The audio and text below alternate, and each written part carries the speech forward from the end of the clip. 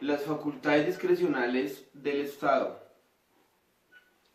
Podemos decir inicialmente que las facultades discrecionales de los funcionarios del Estado son todas aquellas disposiciones que pueden emitir sin un control previo por la ley. Es decir, estas facultades no están establecidas por la ley ni tampoco están constituidas en algún lado. Simplemente el legislador ha nombrado unas facultades que tienen ciertos funcionarios como los alcaldes, los ministros, los diferentes secretarios de los diferentes ministerios del gobierno, para cuando sea necesario emitir un acto administrativo para dar solución a alguna necesidad de un aspecto económico, político, social, cultural, etc.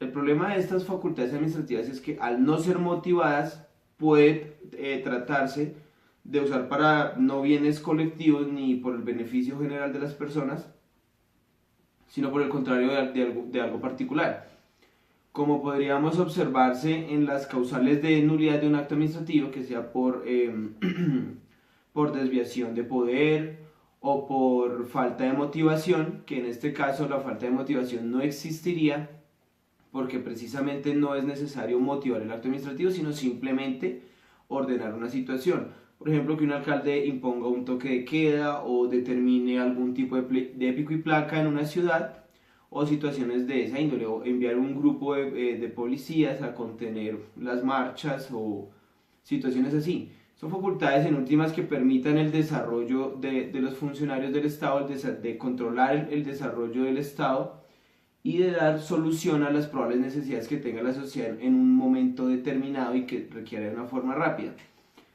En síntesis, el problema real de estas facultades discrecionales, podríamos decir que lo vemos con ejemplos para entenderlo de una manera más fácil. Por ejemplo, la venta de Isagen, cuando el Estado excepcionalmente puede vender sus activos para sostener el capital que se va a invertir en el país.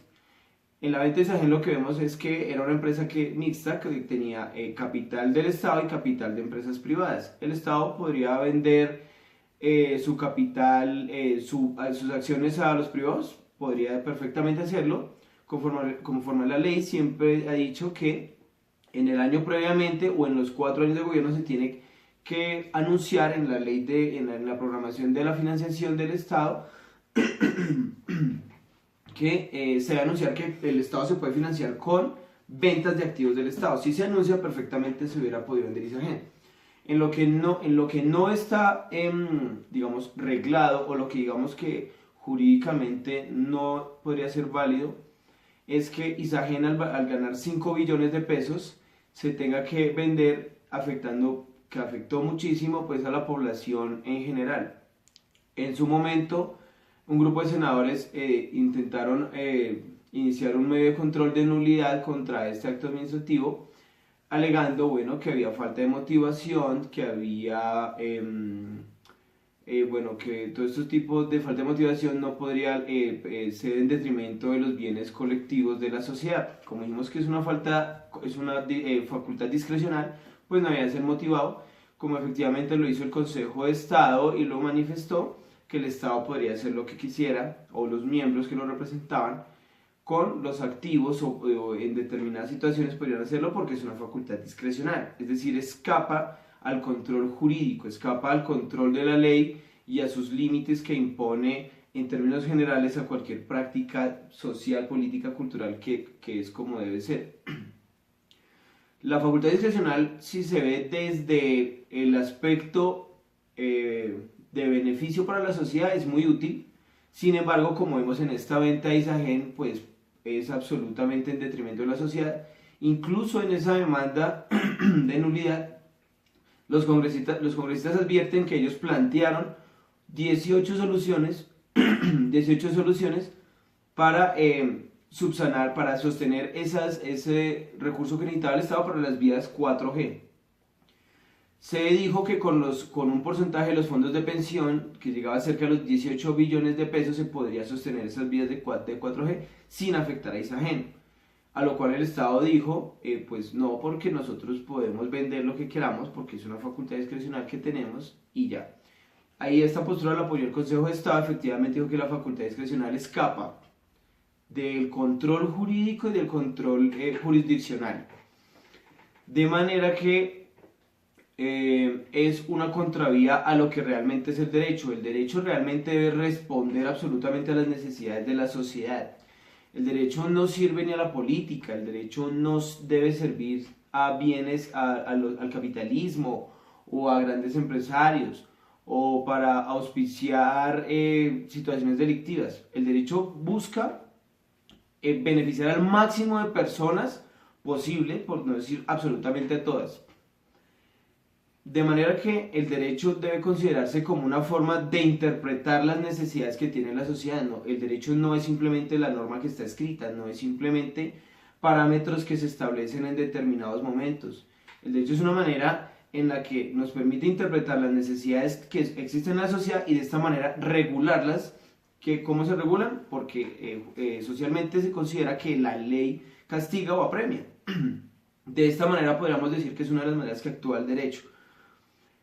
Sin embargo, no necesariamente, como lo estamos viendo, el derecho se está usando para situaciones que no se ve como esa facultad discrecional, que realmente, a mi juicio, debe ser absolutamente regulada. Porque si bien es cierto, los miembros del Estado deben tener excepcionalmente facultades para atender a las urgencias de la sociedad, estas también deben ser reguladas para evitar que estas situaciones pasen. En reciente sentencia del Consejo de Estado, por poner otro ejemplo, anteriormente cuando una persona se encontraba privada de la libertad por una solicitud de imposición de medida de aseguramiento que solicita la Fiscalía ante un juez de control de garantías, esta persona estaba pues en un tiempo en la cárcel y salía y podría demandar por reparación directa al Estado. ¿Por qué? Porque pues violaron y obviamente que fuera absuelta en el juicio, que la presunción de indubio pro reo no hubiera sido vencida en juicio, así que quedaba libre porque no se fue demostrada su responsabilidad penal, o porque existe una preclusión, o por alguna causal anormal determinación del proceso penal. Esta persona podría demandar excepcionalmente por reparación directa al Estado por ese perjuicio de la indemnización. Actualmente el Consejo de Estado cambia su postura después de muchos años y dice: en esta reparación directa antes era la responsabilidad objetiva, es decir, el juez solamente tenía que probarse que la persona efectivamente estuvo en la cárcel y que salió libre y ya podría, digamos, ordenar el pago de perjuicios a una persona. Esto, por supuesto, va en detrimento del Estado, porque a todas las personas habría que pagarles. Recientemente el Consejo de Estado dijo no. Entonces, ahora el juez debe analizar la responsabilidad subjetiva del proceso penal del juez, del censor judicial que envió a esta persona preventivamente a la cárcel, y analizar la situación en conjunto. Sin embargo, en estas situaciones se escapa la vía jurídica, toda vez que el juez por X o Y podría decir no, pues entonces yo lo mando a la cárcel porque quiero y ya, simplemente así, porque estamos hablando de la responsabilidad subjetiva.